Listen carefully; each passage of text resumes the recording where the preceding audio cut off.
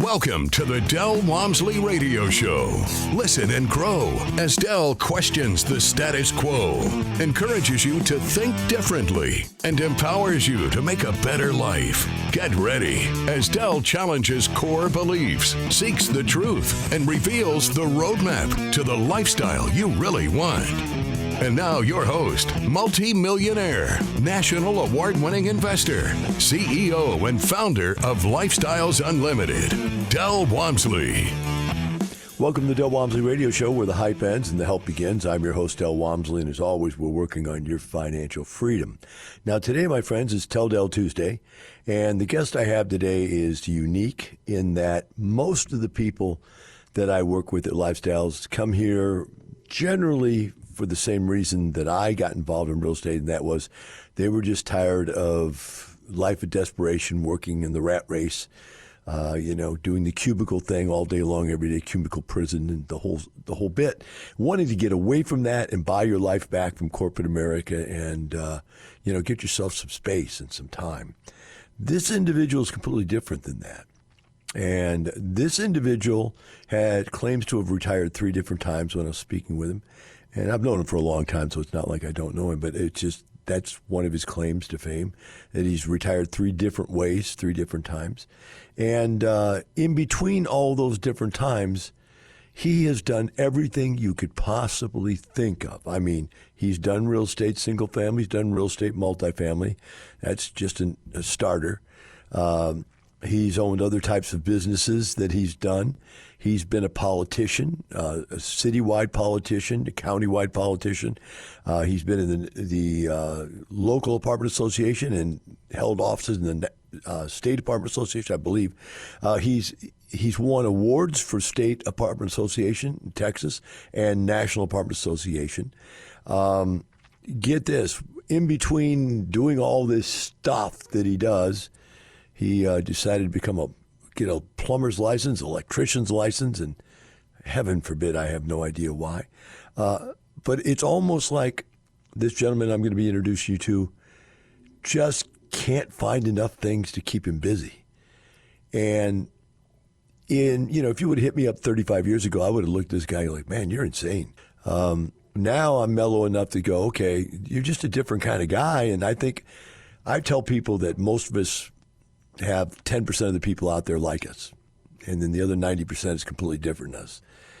This guy may be only 5% in the world like him because he is constantly coming up with something new to do and going out and getting it done. I mean, like I said, the guy's a pilot. I mean, he rescues people when there's hurricanes and stuff. I mean, just you go on the story. And one of the things we want to make sure we do today is we want to touch on his personality and how he retired these multiple times. But what we don't want to do is get caught up in any of his side stories, because I'll tell you what, this guy can talk. He can go hours. And you meet him publicly, he can go hours talking about any topic because he's done them all. So having said all that, let me go ahead and introduce Matthew Haynes out of, I believe, are you still in Dallas, Matthew? Yep, Dallas area. Dallas for having area. me, Del. I sure appreciate it. Like I said earlier, it's good to hear your voice again.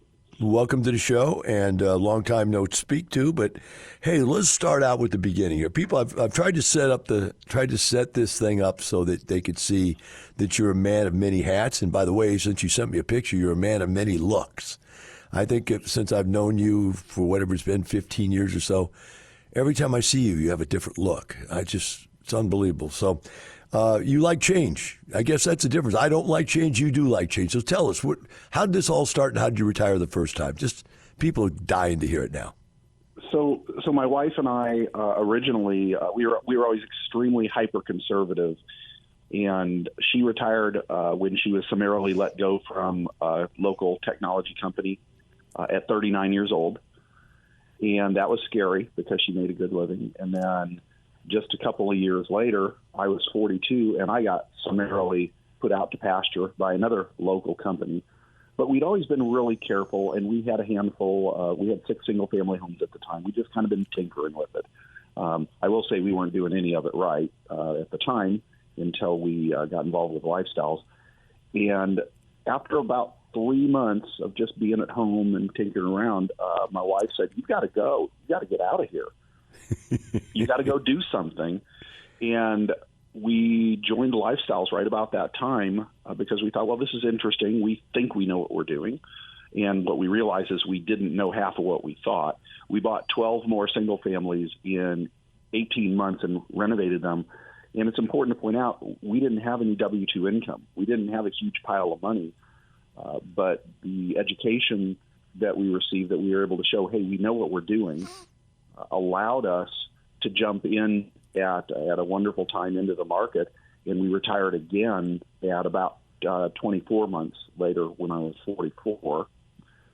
Off of that income. Part of what we knew when we left corporate is that single-family houses was not going to build the bridge to where we could start taking money out of our 401ks and IRAs.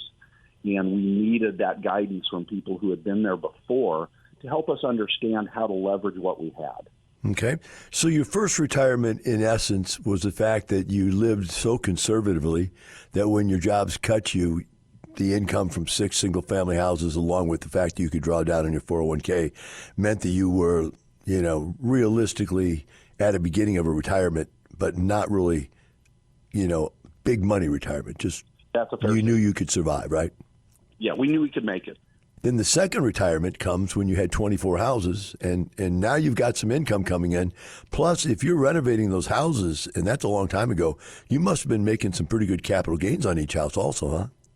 Oh, absolutely. Most of them are worth now, if not triple, at least double what we put into them originally. And that's a whole different discussion. Like you said, I'm not going to talk your ear off on it, but it's one of the things that we learned with Lifestyles is how to leverage that equity because debt is a good thing, but debt's a good thing when it's making you money. And that is one of the huge lessons that we learned. I remember that discussion with you the very first time that we met down in Houston back, like you said, 14, 15 years ago. Yeah, so that is a discussion I wouldn't mind going down a little bit more on. Give us a little idea of any one or two ideas that really spring up as to what you guys did with the debt to leverage yourself so that you could grow it, because you have grown quite a bit since then. Well, I guess one of the things that I talk about, and as you know, I try to teach as well, because I believe that's a huge part of the give back that we owe to the community that we're involved with, is we do I guess what you would call bundling of our single family notes, and then we do a recharacterization every several years. And one of the things that people don't realize is that when you recharacterize and you update a note, you can get cash back out of that. And the beauty of it is that there is no tax on that money because it's a loan. And we do that about every 3 years, which gives us incredible flexibility. You still make money off of the properties, but you have to understand how to do it the right way. But every 2-3 years, 13 single families, every 2-3 years, we get a check for between $500,000 and $1 million, tax-free. How did you leverage yourself up into these? You own 3 apartment complexes now. Are you a lead investor in all 3 of them? Are those syndications, or do you have any IROs? Or tell us about your multifamily investments. Sure. Yes, all 3 are syndications. They came through relationships with people that we knew, and they're relatively small, a 96 unit, an 84 unit, and a 60 unit. And we walked into them pretty much knowing what we were getting into because we already knew the owners. And that does help. It makes a difference. But, 2 of them, one of the 3 of them, came through another Lifestyles member, which built a level of trust for our first one that was really critical. When you're stepping off the balcony, if you will, you don't know for sure, can I really do this? And when you have someone who's already done it that is the seller, this is part of what the Lifestyles model allows that most other investment groups don't, is that we don't compete with each other, and we trusted each other implicitly to make sure that the transactions were done and that everybody was successful.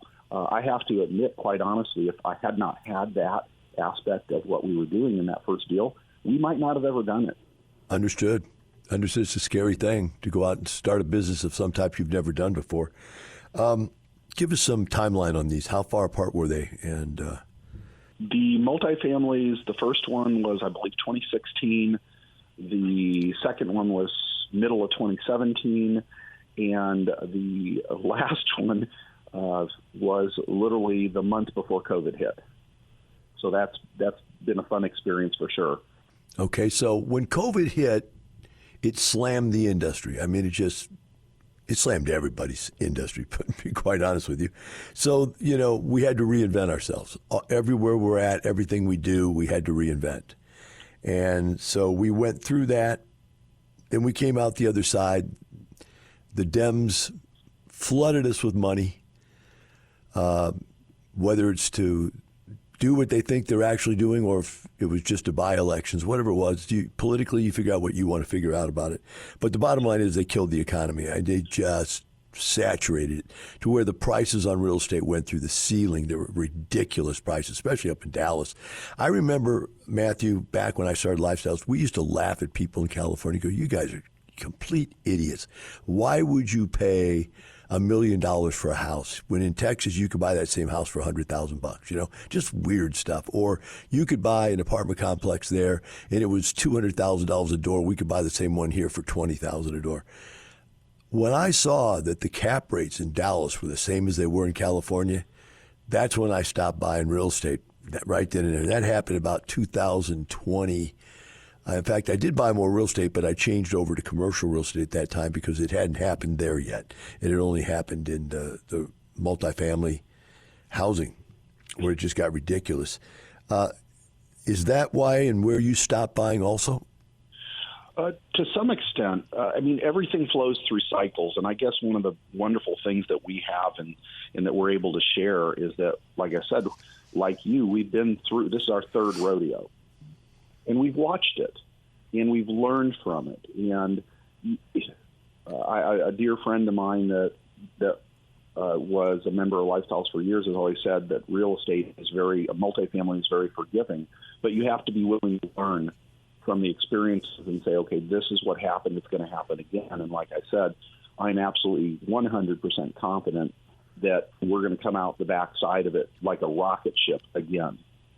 And sometimes you just have to go ahead and trust that history will repeat itself because it does. It's been doing it for, 200 years now. Real estate is the one thing that always comes back out the other side during a recession, during downturns in the market. It's the one thing that I believe I can certainly count on, and I compare it to the stock market.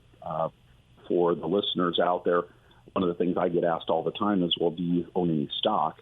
I haven't owned a single penny in the stock market since 2011 when we joined, because I realized that I was investing in, I had absolutely no control over the outcome.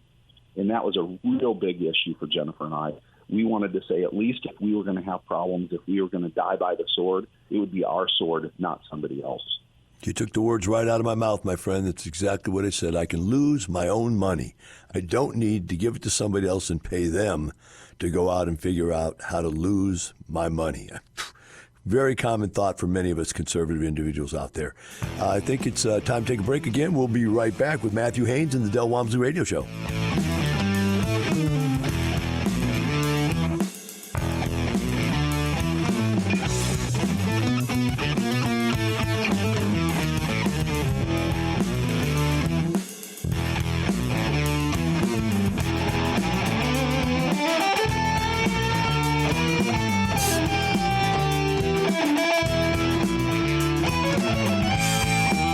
Teaching you with a roadmap to creating the lifestyle you really want. Keep listening. The Del Walmsley Radio Show returns in moments.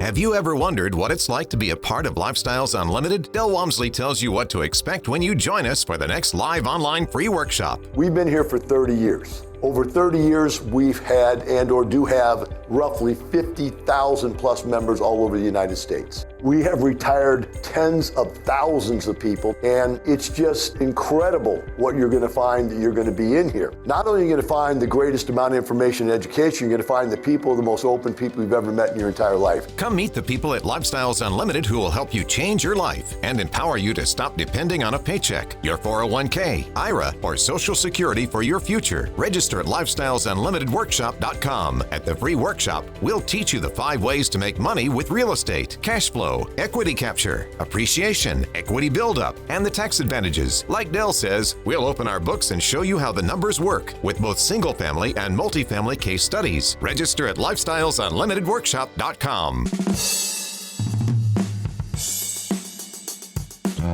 You're hearing the Del Walmsley Radio Show. Want more life-changing knowledge? Access our podcast and listen on demand at lifestylesunlimited.com under the radio tab.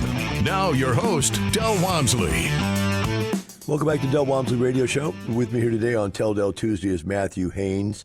Matthew is a real estate investor that has retired multiple times in his career, but he's also the kind of individual that he just likes to keep getting involved with anything and everything that interests him. He's really, like he says, he's experientially driven as opposed to being physical things driven. So Matthew, you couldn't be any more different than my wife. She is physical things driven. So you know her, and yeah. You guys, you could sit and argue how to take a dollar bill apart 1,000 different ways, right? So let's talk about this. I want to get 2 things out of this segment if I can. One, I do want to touch base rapidly on all the different things you've done, and that I want to do because I want people out there that are like you to see, you know, it's not the money, it's the lifestyle can mean I can now just go do the stuff I want. I want to volunteer, I can do it. I want to be a politician, I can do it. You know, I want to fly a plane, I can do it. You know, whatever it is they want to do, they're going to have the time to do, even though you still own 3 apartment complexes. And I think you said you still have 13 houses of the 20 or so you bought. So let's get down that line. Just give a little bit of idea of all the stuff you've done since I've known you. And that's just to give those triple type A, got to get out and do something people a taste of how much fun your life can be if you go ahead and live conservatively and create passive income. So I've never felt that, and I learned this in 2011 when I left corporate. I don't think anybody ever retires because nobody says I want to retire and sit on the couch and watch old Friends episodes.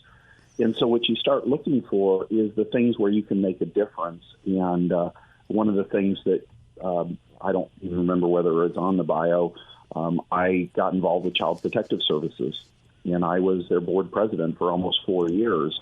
It's been the hardest job I've ever done in my life. And you never know if you're really making a difference in people's lives until it was literally just last year after 9 years on the board and helping people get their families back together.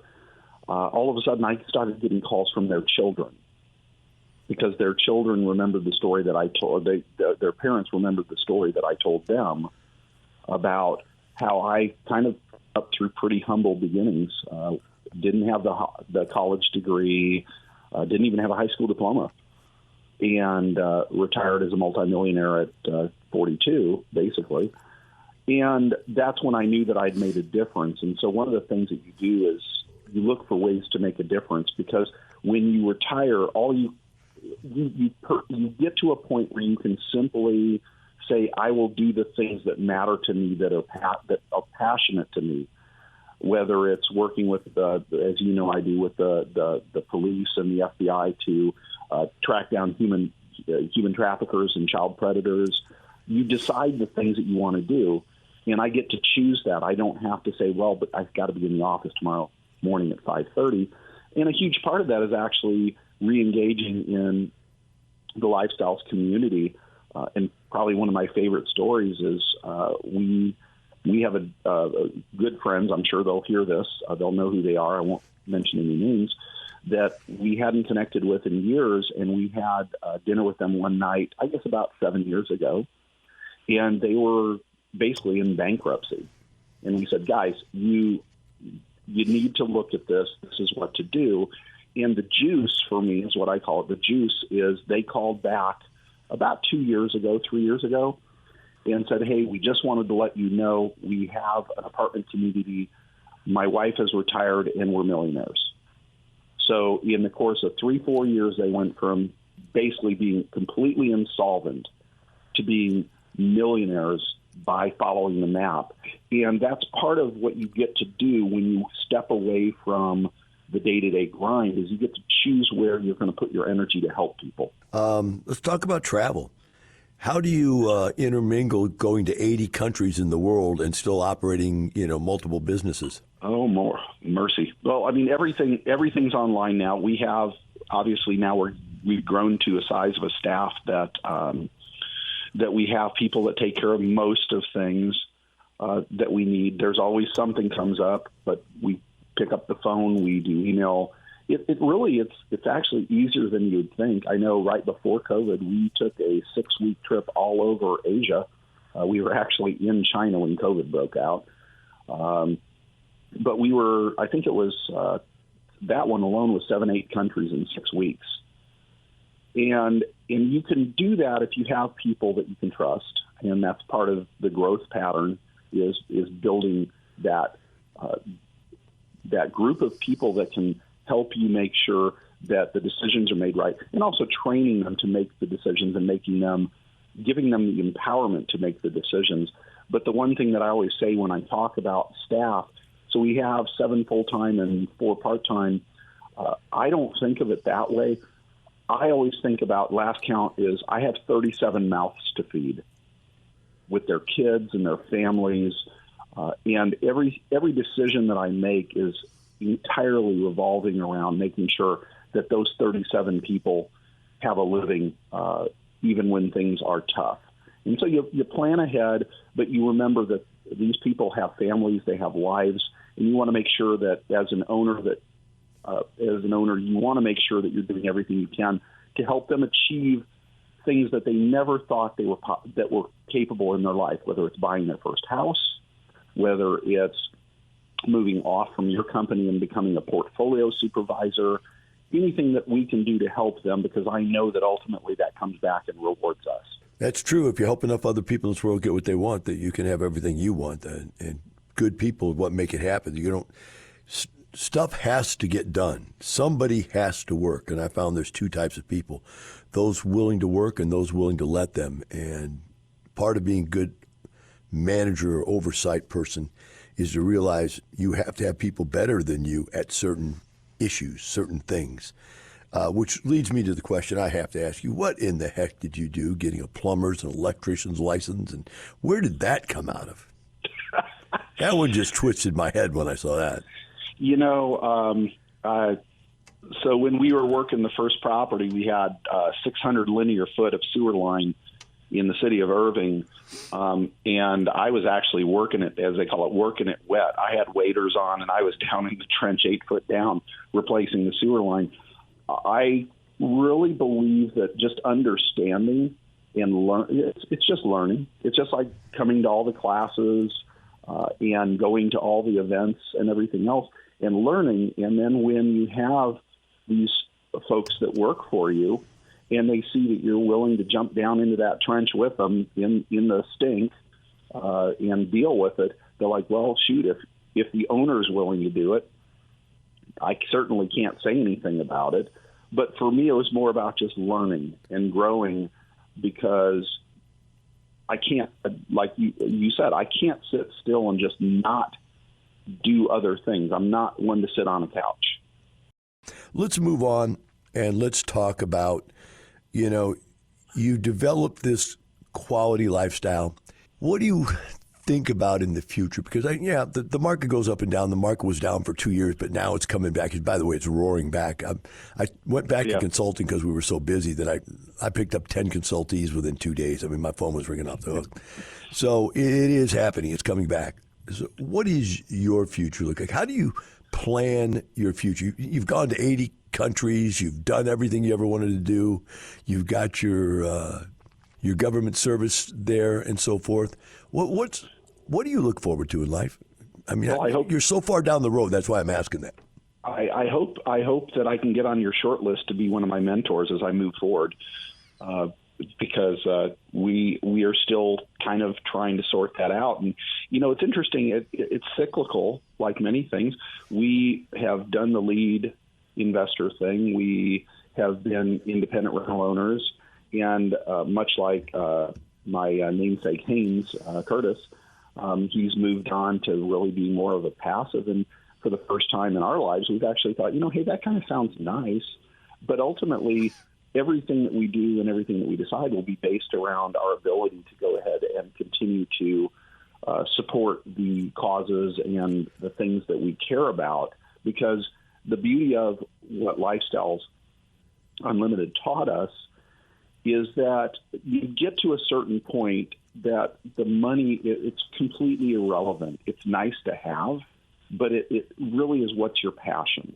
And over time, I think, and I think my timeline is 12 to 14 years that I look at something different. Jennifer's is a little different than mine, but I'm looking at, okay, now we're here. What is the next passion? What do we really want to do?